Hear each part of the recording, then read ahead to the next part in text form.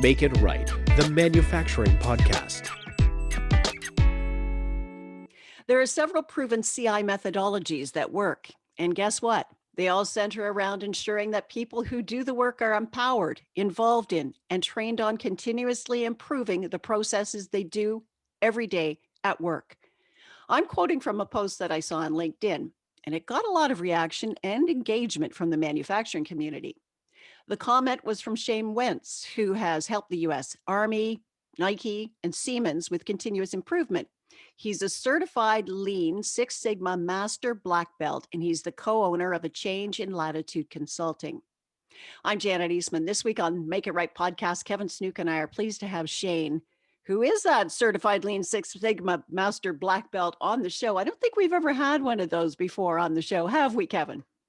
No, that I know of. No, so it is really great to have you here, Shane, and we're really looking forward to hearing your thoughts on continuous improvement. So, welcome to the Make It Right podcast. Thanks, Janet. I really appreciate the opportunity. My pleasure. So, let's talk a little bit about how you actually got into continuous improvement, because you started out with a military background. Yeah. Funny story. One of my favorite poems is a Path Less Traveled by Robert Frost, and I tends to be a lot of what I end up doing in life. And I was in the military, and I was, my wife and I sat back a couple years ago and figured out in 21 years of marriage, we've moved 12 times. So you can do the math on the averages there. But I was the guy that would come in and kind of be the fix-it guy. I'd, come in and make changes and get things running, I think more effectively. And then I'd get a phone call and go somewhere else and do the same thing. And, at the time, as I was going through this, I was doing my master's degree and, started really studying this thing called continuous improvement. And it just really struck a chord with me. And it wasn't until a few years later in my career in the Army that the Army was rolling out this thing called Lean Six Sigma. Happened to be at the right place, the right time in Washington, D.C. at the time. Was able to go in and get certified as a black belt, started doing it part-time, really loved it. Got the opportunity to get certified as a master black belt, and I've been doing it ever since. Wow. Okay. So the reason that I got in touch with you is because I loved your post, because you kind of indicate that it doesn't matter what label you put on it, whether it's lean or agile or Kaizen, it's all just continuous improvement. And it all really starts with the people on the front line, helping them be successful, right? Yeah, it's really interesting. I have a lot of spirited conversation with others in that continuous improvement practitioners, and one of the things that really that I continue to focus on is, hey, let's stop talking about is lean better, is Six Sigma better, is Lean Six Sigma better, is agile better, is there's all these different labels, and they've all got their different methodologies, their different tool sets, right? And there's merit to each of them. But let's really strip it away and say at the core of all of them are people. And I think when you start having those discussions, they get very passionate, and probably rightfully so. I think a lot of people lose the people part. So let's all just say, hey, let's agree that whatever methodology you use within continuous improvement, people are at the center of it, and then let's start there and build out. And I think we'll get further along. Right. Well, it's the people that drive the process, right? Like Kevin and I, we've talked about this hundreds of times. If your people aren't on board, you don't have a process, right? Yeah, exactly. And and I've seen this unfortunately at many organizations where the organization, they want to do the right thing. Their heart's in the right place, but they'll do things like either they'll bring in a large bundle of outside continuous improvement experts, or build this huge internal capability that basically then starts going around from function and function, and showing people the right way to do it, and making processes more efficient, and all the while the people that do it, the subject matter experts, are just sitting there, and they're kind of bystanders. Mhm. And you know it, there's a lot of things wrong with that, but what ends up happening is Then these experts peel away. The people that do the job every day, this real true subject matter experts, go back to doing it, and then they go back to doing it the way they've always done it. And leadership doesn't get it. And they're like, we don't understand. We've spent all this time and money on this. Why can't you people just do what we're telling you to do? And they're missing the whole point of it. It's because you didn't get their buy-in, you didn't get their engagement. Yet out of the same mouth, you're saying, yeah, of course you're the subject matter experts. Yeah. Yeah. Kevin, you're nodding. Do you want to make a comment in there at all?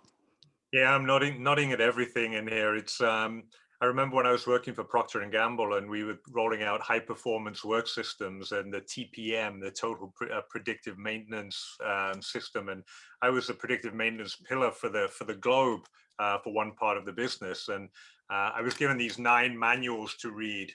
And then these 9 manuals to go from factory to factory and teach everybody what these 9 manuals were for. And this was one pillar out of 9 pillars of the total program. And it was like, this is just impossible. All we're doing is suffocating people with information. And what we really want to be doing is helping make it easy to do the right thing, rather than tell them specifically how they should be doing everything. And that's always been the philosophy, I think, is how do we look at the frontline employees and then make what they're doing easy for them to do so that they can continue to do it and continue to improve it. So, Shane, do you want to add to anything on that Kevin had said there? Yeah, it's spot on, Kevin. And there's a human behavior model that basically says, and I've heard it referred to as the bell curve, or Tim Kite calls it the 10-80-10, where if you take any set of employees, or even sports teams, right? You've got about 10% that are your elite performers. You have, now he'd say 10, I say it's more like 5% that are your underperformers. The rest are doing what they're supposed to do every day. So if you believe in that model, which I do, about 95% of people are doing what they're supposed to do. Yet we don't see them as subject matter experts. And we come in and we tell them exactly how they're supposed to do it. And it's just, it doesn't make any sense to this thing we call continuous improvement. So you have to involve the people. They have to be at the crux of everything you do. You have to train them, you have to coach them, you have to empower them. And quite honestly, you have to let them make mistakes, and you have to let them learn. I mean, that's how we learn. So I think there's a lot in there that organizations can learn from, as far as really energizing those employees and empowering them to continuously improve their processes. It sounds like what you're saying, Shane, is that you're enabling them to reach their potential, and they're the ones who know what they need to do every day because they're the ones doing it, right? And they know where the barriers are. They know what they want to be more easy and more more simple for them to follow. And so they know it. It's your role is to enable them to do it even better. Yeah, spot on. So Shane, I noticed in your LinkedIn profile, and we're going to go to that CI wheel. I built this kind of CI wheel that people can see on the screen after talking to Shane, and he kind of modified it for me. But basically, there's this continuous improvement wheel, and the people, those frontline workers, those employees are right at the center of it. And then there's spokes that go out from it. But one of the spokes on the wheel, Shane, is empowerment. And I think it's number 3. And you say in your LinkedIn profile that the people who do that work every day must be allowed to fail, right? And we seem to be so afraid of failure even now, right? But you say they have to be allowed to fail as long as it's done fast, forward, and in a fashion where they're always learning from that failure. Yeah, absolutely. Absolutely. So how many companies allow their teams to take some chances and fail? In my experience, not enough. And I think here's where one of the disconnects really is. You'll have organizations that say, yes, we're empowering our people. Yes, we completely buy into the concept of people are at the center of everything we do and how we improve. But then what happens is, I think they're so afraid of the failing side of it. And, whereas they would let consultants, internal or external, come in and fail more, they almost feel like it's an experiment when they do really empower the frontline employees. So as soon as they see that first failure, it's almost that default to, well, nope, this isn't going to work. We need to switch up how we're doing here. And I talk to a lot of folks that are former and current Toyota folks, and a lot of people comment on Toyota and Toyota production system and how it really is the center of it is people, and the leaders kind of just back off and let them do their thing. But what I constantly remind people is it's taken decades for Toyota to get as mature as they are. It's they've made mistakes. When you talk to even some of the senseis out there that have spent 30, 40 years at Toyota, they will laugh and tell you about some of the mistakes they've made. So it takes time. There is no easy button. You can definitely learn from the failures. But there's a quote by Michael Jordan I love, and he talks about all the game-winning shots he's missed, all the free throws he's missed, and he said, I've failed time and time again, and that's made every difference as to why I'm as successful as I am. And I think organizations need to do that as well. Mm-hmm. And you have to track that failure and learn, like you said, you have to learn from those failures. Absolutely. Okay, so let's talk a little bit about the continuous improvement wheel. Now, the very first spoke on it is the leadership. So let's go through the wheel, Shane, as we discussed it in the past, and you explain what each spoke on the wheel does. Yeah. So to me, obviously, you've got your employees at the center, but that first one is really leadership engagement. And I use the term engagement purposely. It can't be. I hear a lot of people say leadership support. That's not going to get it. Right? It can't be, well, the leaders support what we're doing. It has to be they're actively engaged. There's some really good videos and stuff out there by a gentleman named Art Byrne, who was a executive leader and a true lean believer, and he would sit there and he would go out on floors and he would challenge his leadership on concepts that are true to continuous improvement. So he wasn't just talking it; he was actually challenging him on it. He was tracking it, right? So I think when you have active leadership, right, it all starts there, because a lot of us use this term, a culture of continuous improvement. Culture starts and ends with leadership, right? The leaders drive culture. Culture drive behavior. Behavior delivers the results, right? So if you're a leader in an organization and you don't like the culture, guess what? Look in the mirror, right? You're the one that needs to change that. So active, engaged leadership is absolutely critical for continuous improvement to be successful in an organization. Okay, so then the next spoke on that wheel are leadership engagement, and then employee empowerment is there the you are. next Yes, one. sorry. Yeah, and once again, this can't be, well, of course, we our employees can, are empowered. There's a story I tell frequently when I worked with an organization, and it's one that everybody would know, but we went in and we started doing what we called them process adherence observations, PAOs, because audits sounded a little too harsh. But basically what we were doing is we went in and we took the SOP, right, the standard operating procedures, and we went out on the floor, and for about a week on multiple shifts, we just watched.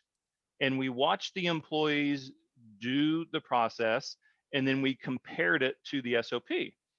And it was very simple. If they followed it exactly in an order and didn't skip anything or anything like that, it was a go. If they skipped something, if they added their own step or missed a step, it was a no-go, right? And when we did this, that first week, we came back with a 96% fail rate, right? 96% of the time, it was a fail rate. And I'll never forget sitting with some of the executive leaders, and they said, well, we need to start writing people up. If they can't follow processes, then they don't need to work for us. I said, well, time out. I said, let me go show you something. And so I took him out on the floor, and first thing I showed him was the document. The document was dated 4 years ago, right? They had implemented new systems. So the employees, if they had followed the document, they wouldn't have been able to do their job. Second, the employees had come up with some really good processes, right? I mean, like world class. The problem is they did not have a process to bring these forward to leadership as new processes, right? So what you end up having is you end up having these invisible processes to leadership that's really happening, right? But that becomes part of the kind of subculture of the organization, because they're like, well, yeah, we have these SOPs, but they're outdated. We can't get them updated, so we're just going to do our own thing. Unfortunately, that doesn't always work well, right? So anyway, that was an example of where the employees they weren't empowered, right? So you have to truly have the employee empowerment, and that means they're bringing ideas forward. That means there's a robust suggestion program, right? And it means that they're the ones that are involved in the improvements. Now, Kevin, you've talked about this in the past, where the CEO walks the factory floor on a regular basis, and he actually talks to those people to find out what's going on, right? Yeah, and that's the way it needs to be. And I think I love that 96% wrong. We're always looking at what's the 4% that we're right? And how are we using that data in order to be able to improve? And I just wrote down a thing. The reason that they're doing their own thing is because they're good people and they want the company to work. They want it to be successful. And so they have to follow the right procedures for them to be able to keep the production lines running, to keep the service running. And so, the automatic reaction from the leadership, as Shane has said, is that, oh my God, we need to write people up. They're doing the wrong thing. It's like, no. Actually, these are great people. They're really, the ones who are making the changes are the ones who are the best employees that we have. Let's go and talk to them and find out what they're saying we need to do better. And then it's following through from that. And I'm sure, Shane, that's exactly the experience that you see when you get out there. It's like, once you start to listen to these people, that's when you get them really starting to show the passion and the engagement for the company and for the role. Yeah, absolutely. There was another company I was working for, and I was traveling around to different distribution centers with my boss, who was our VP of operations, and we saw something similar. We were preparing for peak, right, which is huge. We're in one of the distribution centers, and I had just visited there a week prior, so I knew what was going on. But it was amazing, because as I was walking around the floor in this one area that had about 10 employees, they had 6 different little pieces of paper that the employees had taped up themselves of internal process steps that they had developed, right? And I went through, and I was talking to them about it, and I saw it, and they kept telling me, they said, hey, don't tell our boss, but this works a lot better than any other way. And I started having conversations. So when we came back around and my boss was there, I said, hey, I want to show you a few things. And I actually walked out, and we showed him some of those taped pieces of paper, and he goes, this is great. He's like, the problem is the leadership. He's like, the fact that they don't trust their leadership to submit it as an idea, he goes, tells me I have a leadership problem. And I really liked him, and he addressed it very quickly. But yeah, that to me is when you start seeing stuff like that, it's not the people. It's really not. So let's move on to the next spoke on the wheel, and it's 3, which is the CI approach, or the system used. So Shane, tell us about this. Yeah. So okay. So let me peel this one back a couple layers. Okay. We mentioned earlier that, hey, regardless of the approach that you use, it's about people being at the center. I still think it's important, though, and I've done some research myself years ago, that whatever approach or system you use, it needs to be simple. It needs to be understood throughout the organization. And once again, you have to have the leaders bought in and engaged with whatever that approach is. Now, I've been in some organizations where that approach was lean, and it was understood that we were leveraging lean. We messaged it that way. We were very clear. We made sure people understood what that meant, right? But it had to be lean. Where I've seen organizations get in trouble is where you have different and almost competing approaches within the same organization, and that just can't work, right? It whatever approach you're going to take, and I've been in organizations where our approach was pretty much all of the above. We used a little bit of lean, we used some Six Sigma, we used some agile, right? And as I was building out the continuous improvement program, I kept being quizzed by different leaders. Shane, is it going to be lean? Is it going to be Six Sigma? And I said, I kept saying yes to all of them, right? Because what I knew, I'd done my homework on the organization in my first 30 days. I got to know the culture, and what they were doing is a lot of the leaders were looking for an in to challenge the approach that we were using. Lean won't work here because we're not automotive. Six Sigma won't work here because, well, we're not GE or Motorola. So I found that just staying agnostic to the approach and in leveraging, bits and pieces, right, was the best approach. But everybody understood that's what we were doing, and they understood the main pillars of the system that we were using. So whatever the system is that you're going to use, make sure it's simple, make sure everybody is clear on the approach, and make sure that all the leadership is aligned and moving in the same direction. Okay, so then the next one is 4, which is training. So that's internal and external training, I guess.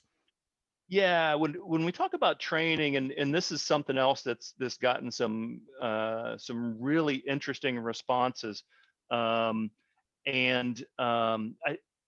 is critical, and I hear folks that say, well, we focus too much on training when it comes to continuous improvement, and I always say, okay, so when you started with algebra or trig or pick a subject, you had to be trained in some way, right?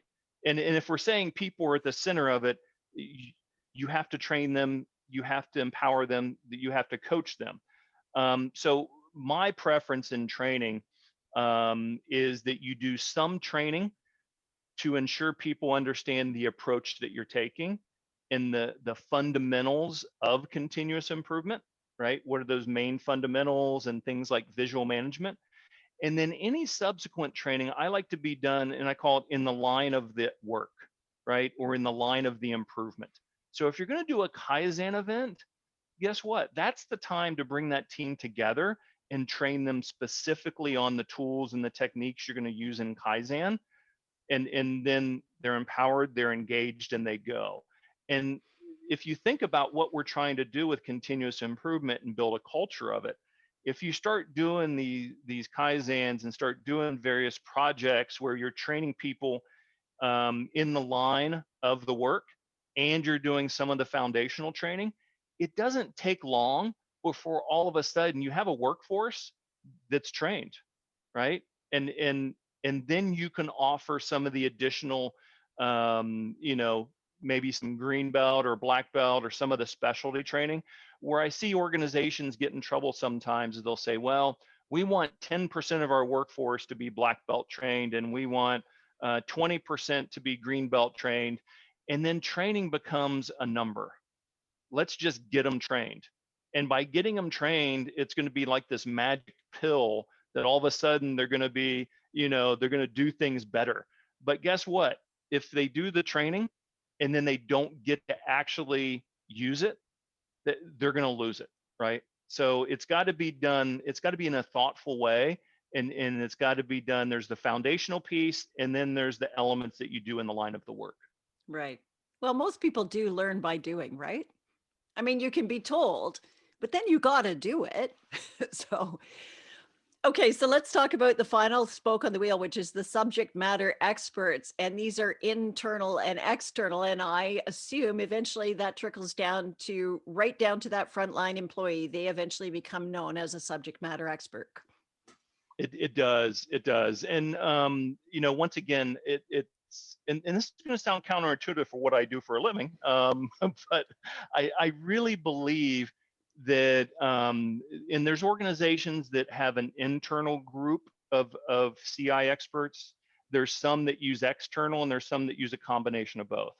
And I've seen each of those methods work. But there's a couple of things you got to keep in mind. Number one, you can't make that office or that group so big that it feels like they're swarming in, they're fixing things, and then they're swarming back out. Because then, you're not going to have the frontline employees engaged. You're not going to have the buy-in, right? So it just becomes an exercise. I saw another organization years ago that I was actually interviewing with for a CI position at the time. And I had a lot of respect for where this organization had been from a continuous improvement history.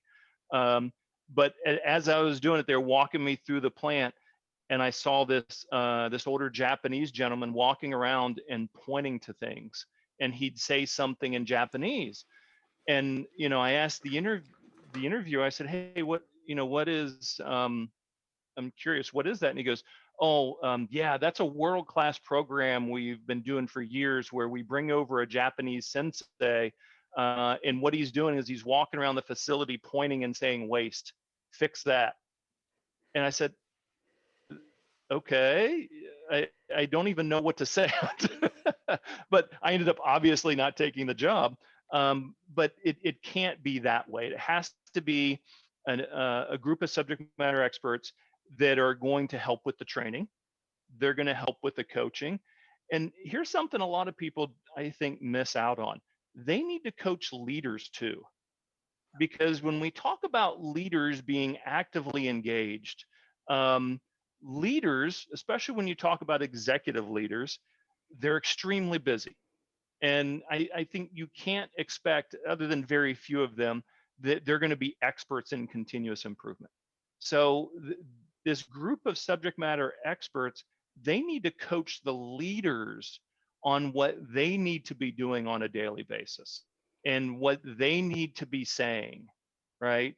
So they're really coaching those leaders on how to coach their subordinates and all the way down on what it means to build this culture of continuous improvement. So it's a really vital piece of it. And once again, I was just having a discussion with a fellow continuous improvement professional the other day, and he said, "Well, at this company that's world class in continuous improvement, we don't really have that office anymore." And I said, "Yeah, but the key phrase is anymore. 20 years ago when you started, you did have that office.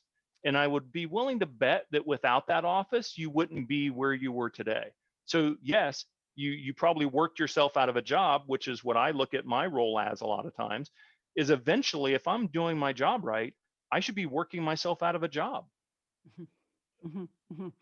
So Kevin, you do this sort of work all the time, right? You're working with the leadership team, you're working with the frontline team. You're actually that link that brings the two of them together, right? Yeah, specifically with the leadership team. And because I find, as Shane has mentioned, that's the critical link.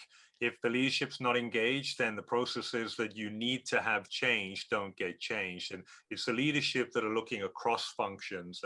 I never believe in doing things for people when they can do it for themselves. And so that's not leadership, and that's not what leaders are needed to be there for. If people can do it or can figure it out themselves, then they ought to be allowed to figure it out for themselves. What the leaders are doing is the parts that those people in their positions cannot do. They can't do it without some significant leadership or help and support. And that's what the leaders are there for. And so, yes, absolutely critical that the processes that need to be changed, that the people can't change themselves, need to be actively changed by the leadership team. And I think that's a key role of leadership. Mhm.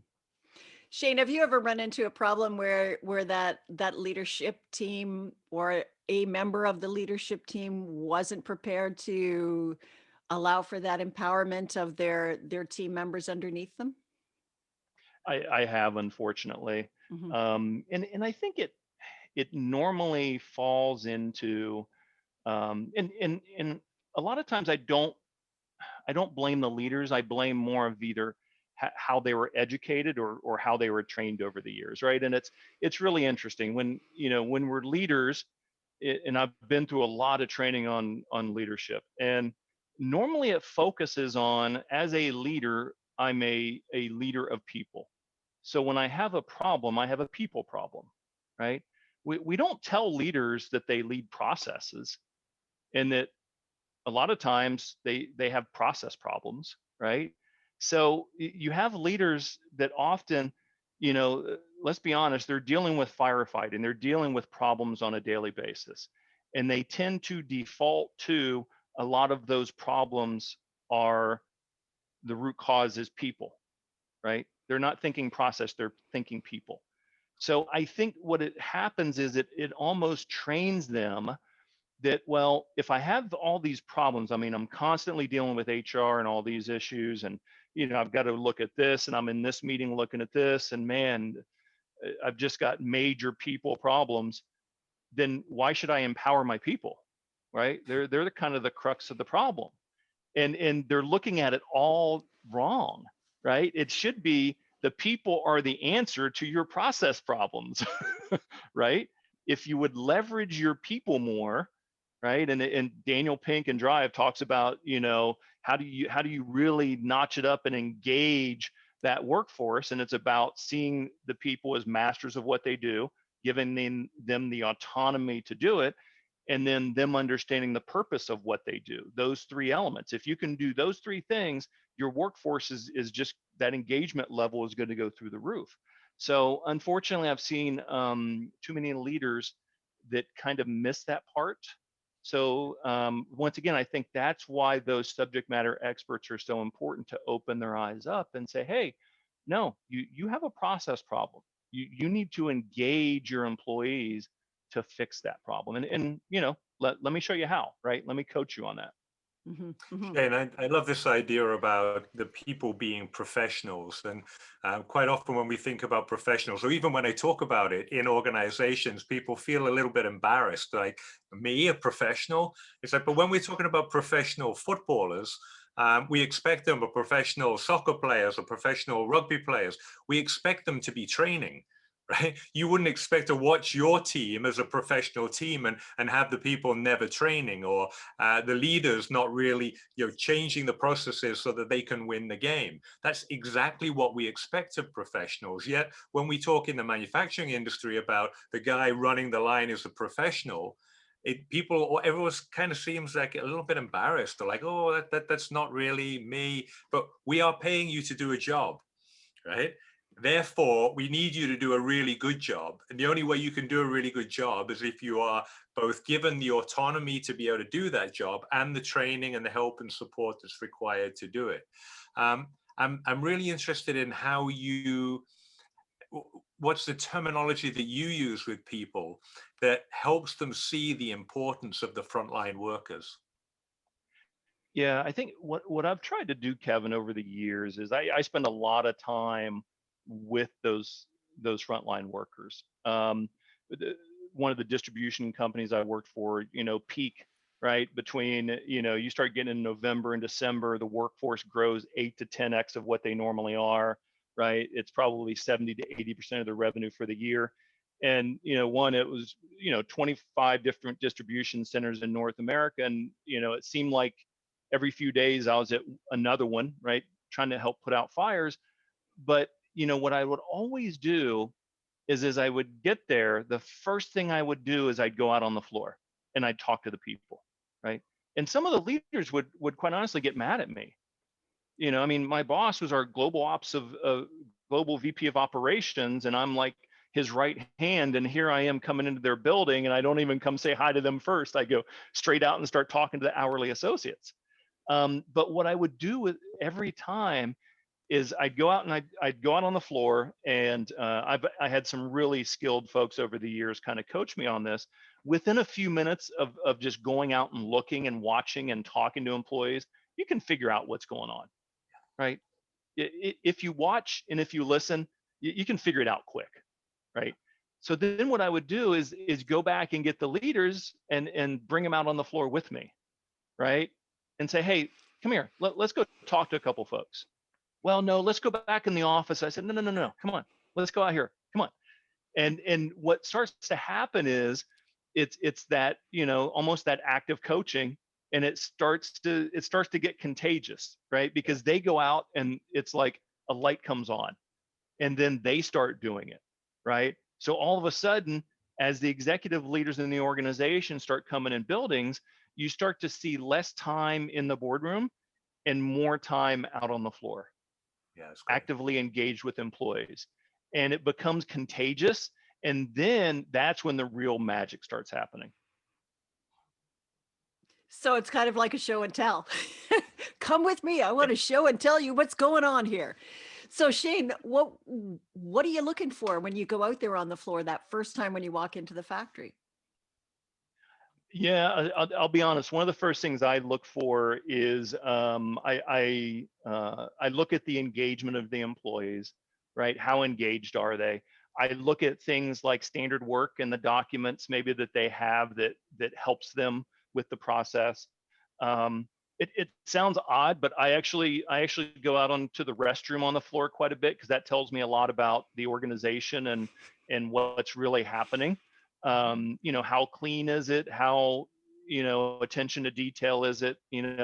I go to the break area and I just kind of listen, and it to me, it's so much fun because you're really putting your finger on the pulse of the organization. I could give me 20 minutes out on the floor doing that type of thing. I can tell you more about that organization than an entire day sitting in a boardroom with executives. Kevin, do you have a comment? 100% agree. It's the same thing. When I walk into a factory, you're trying to get the smell of the place, and it's really for me, it's looking at the different waste streams. It's the cleanliness of the equipment. It's as you said, it's the way that the people are talking, and I love that idea of being in the restrooms and in the canteen or the restaurant, as I would prefer it to be, because that really does have a good indicator on how the leadership team is treating the frontline employees, and hence how the frontline employees are going to be paying the leadership back. I know that. Yeah. Sorry, go ahead, Shane. Go ahead. Yeah, two funny stories. One, I was in one organization, and everywhere I've been, it's been like a lot of travel. So I'm in this one, and I'm sitting in there, and in the break area, they had this little. It's like a little basketball game where you kind of shoot the basketball and you try to score. And I always go and do that if they've got something like that, right? Some kind of just something different. And I'm not doing it because, I don't want to talk to people, or I don't, you might say, well, Shane, come on, you've got better things to do with your time. I look for a couple of things. One, I look to see how quickly employees are going to come up to me and start just talking to me, or just checking my score, or maybe making fun of my bad shooting. Because once again, that gives me an in, right? Because I don't want to be seen as this corporate entity that's coming in to tell them how to do things, right? I have to be seen as one of them, right? From everything from what I wear to how I talk to doing things like that. So I was doing that, and I was sitting there playing for about not even 5 minutes this one time, and this lady comes up and starts talking to me, and she starts making fun of my shooting and saying that her boyfriend scored a lot higher than I did. And then he comes up, and me and him start to play a little bit, kind of one-on-one. And before I knew it, there were about 20 people around us, right? And I'll tell you, the amount of engagement and ideas and that I got from that organization, from that 10 minutes, just sitting there doing that. And then the other thing I like to do is, if an organization has multiple levels, I was taught, once again, coached by someone early on, go to the highest level and just sit down and watch the flow and see how people are moving. And I was doing that at one site with another organization, and the general manager came in. He goes, "Hey, what's going on, Shane?" And I said, "Hang on. And it was like this awkward silence for another minute or two. He goes, "What are you doing?" And I said, "I think you've got an issue right over here in this area. You got a little bottleneck." And he just kind of looked, and he looked at me. And anyway, once again, it was just a way to engage. And once again, that's with one of the leaders. And I had only met this guy one time before. I'd talked a few times on the phone, but just by doing that, instant, right? I mean, built instant rapport, and from that point on, just had a really great partnership. Hmm.